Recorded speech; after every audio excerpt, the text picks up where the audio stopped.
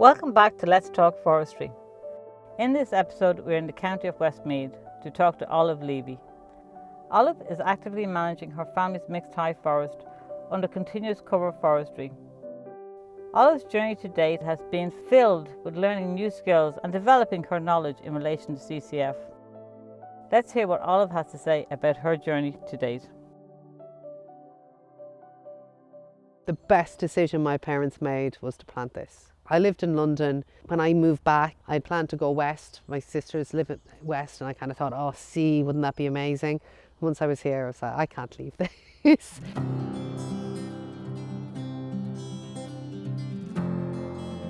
I had never set foot in here. I knew a broadleaf from a conifer, and that was about it. My mum had passed away, and my dad was asking me to help him with the paperwork. It was just kind of a bit much for him at that time. So I said, sure, look, I'll help. Paperwork, knew nothing, started reading up about forestry and kind of what the steps were. And he said, sure, come up and have a look. And we came in, and I just could not believe that these were the fields that I had grown up counting cattle in, because we had a dairy farm and we put the cattle up here, you know, the yearlings, and we'd always have to come up as kids in the summer to count them in the evenings. And then to come in, I got completely lost. No idea, and it blew my mind. Like, it absolutely blew my mind, the life that was in here. And after that, I was just kind of hooked. My dad's now retired. The land is let to a neighbour, but this bit is mine. It allows me to be part of agriculture and farm management or land management, but it also gives me freedom to, you know, follow other pursuits. And I think that's a really important thing with forestry, is that you can do both with it. You can manage it and still have a second, or you know, your first job, and then you can have your forest as well, and you're still connected to the land. It's stunning. Like, just look at it right now, the light coming through, insects, just all these new trees coming up.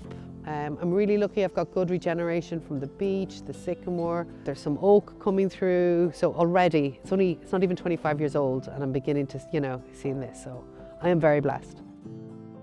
Like, I love conifer trees, and I want more conifer, but it's the mix. My favorite place is going from a group of conifers into a group of broadleaves. That transition, I think, it does something to your brain. It softens your brain, it quietens down, and it's really, really powerful. The place itself, the way it's planted, I'm so lucky that it's planted. There's a high proportion of broadleaves, and in places there's intimate mixes of conifer and broadleaves. So that really made me kind of think about alternative ways of doing it, and then I heard about continuous cover forestry. It's called continuous cover forestry. I think it really should be called mixed forestry. It's really about planting trees in intimate mixes. So it's conifers mixed with broadleaves. The idea is that you will have a forest that is multi-leveled, multi-species, that self-renews, and that delivers high quality timber, space for the environment, for biodiversity, and has a social aspect to it. They're kind of the three pillars of CCF: social, economic, environment. But you can choose which one, you know, kind of where your emphasis wants to lie within that. You could have a forest that's really all about biodiversity, and timber is second or even third to that. For me, timber is probably the most important part in producing good timber, and the biodiversity is next. And the social, less so, but I still like, you know, because for our family use it. So the idea is that these forests then, by being mixed and having different ages, become very resilient.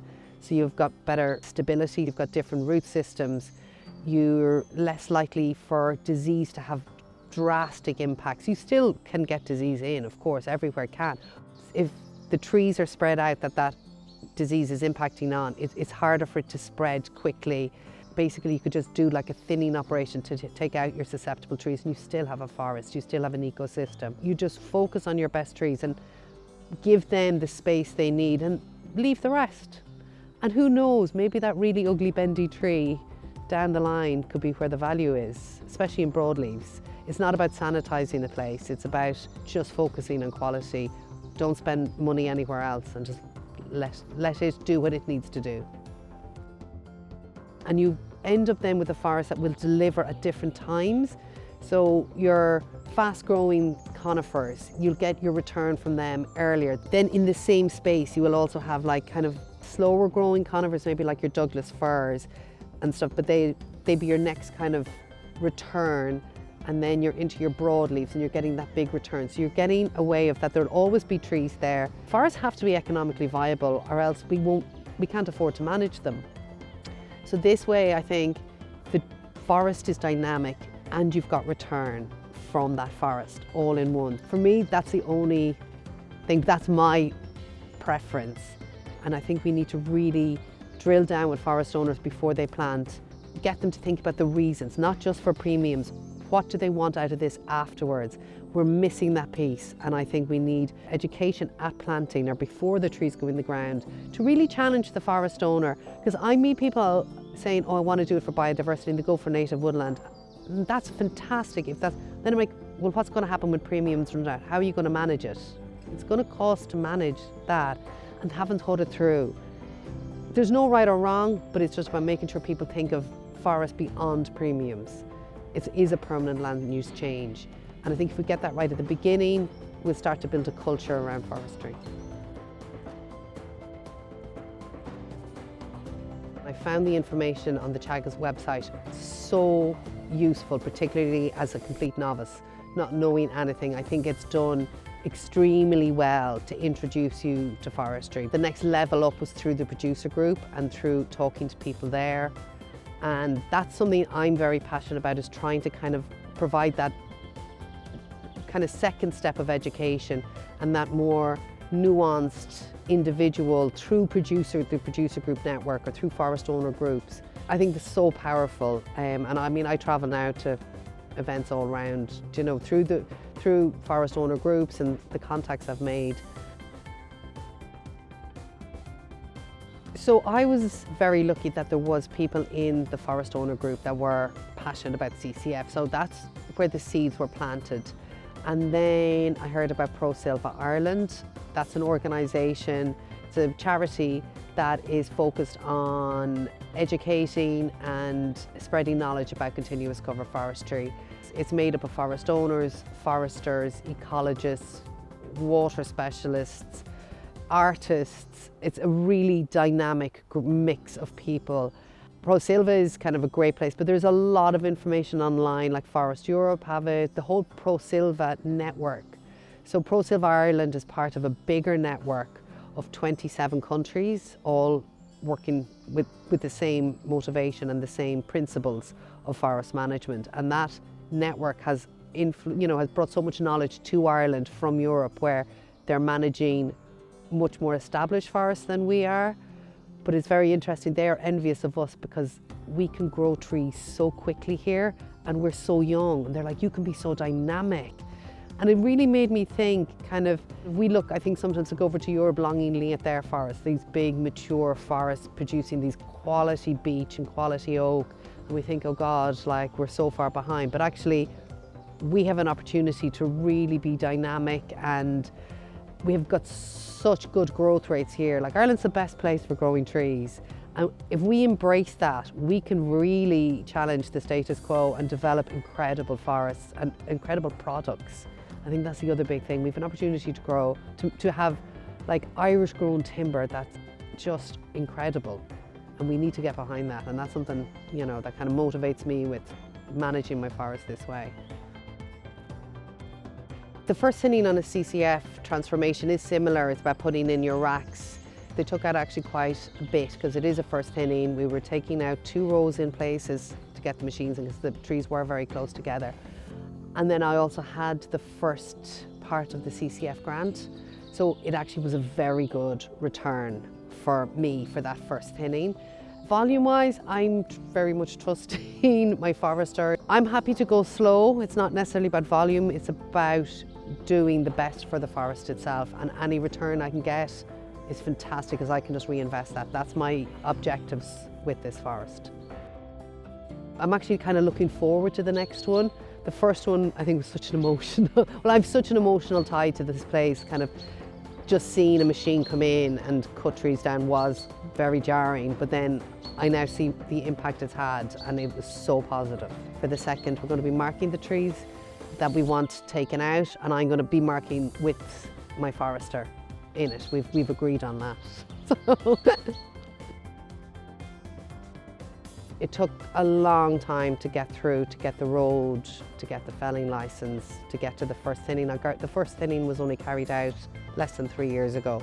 So from starting 7 years ago, it did take a long time. Now I know things have sped up, but do start early. That would be any advice I give anyone, is start planning early for your management. If you haven't done a KTG, I think they're really, really important, and just making sure you've planned. Know what you have. Absolutely, like spend a bit of time in your forest so you know then what you want out of it when they do the first thinning. Try and build a relationship with your contractor if you can. It makes the world of difference. Bring coffee when you're coming up, they always appreciate that. Being on site and being passionate and knowing your own forest is so important. That would be my advice. I think how I manage it and how I want to manage it isn't going to fit into a very defined plan. Like, we've an overarching plan with goals of that. I want timber production. I want to produce a product that is put onto the market that will be used in buildings, in furniture, in long term. That's the objective with the timber, but I also want to create space for biodiversity. This place is full of life, and the more interventions we do, I think the more life is going to come with that. Oh, no way, you've seen it. Oh, that's my first time seeing one. Oh my God. No, I'm about to burst with joy. Oh no, you've made my day. Initially, I was here every day. Far less now as my jobs have changed and how I'm kind of going in different directions, but I absolutely come up here at least once a week. That's a must. I bring the dog up Sunday morning. We're here for about 2 hours. I take a different route every single time. I spend all my time looking at the ground. Every so often I look up at the canopy, but I'm obsessed by what's coming up through the ground, the different plants, the flowers, the mushrooms. Like in autumn, the mushrooms in here are incredible. Every time I come up here, I see something different, something new. I have a swing that I love. I have a hammock, it gets put up. Sometimes I work up here, actually. I bring the hammock up and I bring my laptop. Once I don't need too much Wi-Fi, and I can just work up here for a few hours in the summer if the weather's good. So yeah, it's my playground.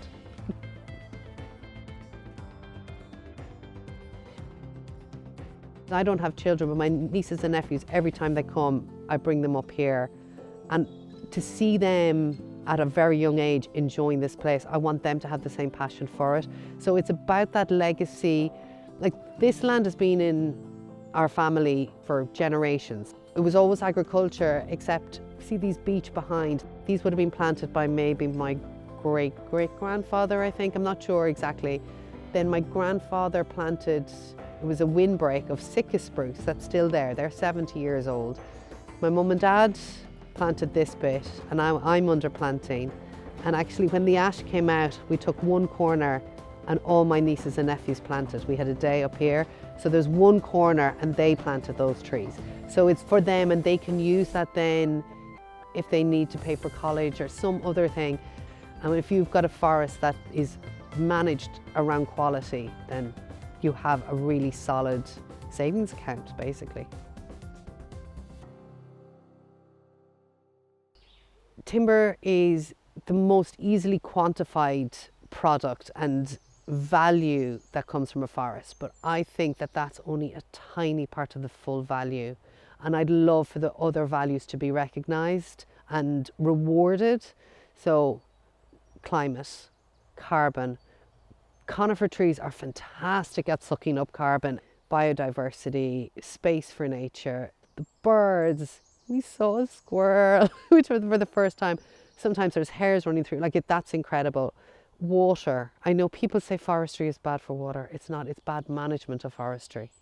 Trees are not. Trees are amazing. We have water running through here. It's so clean. For flood prevention, so many functions of forest that I think are worth 3 times what any timber value could be. And I think it's about recognising those values and rewarding owners for managing forests in a way that does all different types of values, whatever the forest owner wants. It needs to come from really engaging with forest owners and getting them to think about what they want from the forest, and then supporting them in doing that and rewarding them for doing that, because there's a whole suite of different things. We only reward one thing, and that's timber, and that's fine if that's what the owner wants, but not all owners want that. We need to shift the whole way we approach forestry back to forest owner wants and educating them and then empowering them to do that. Ready to go?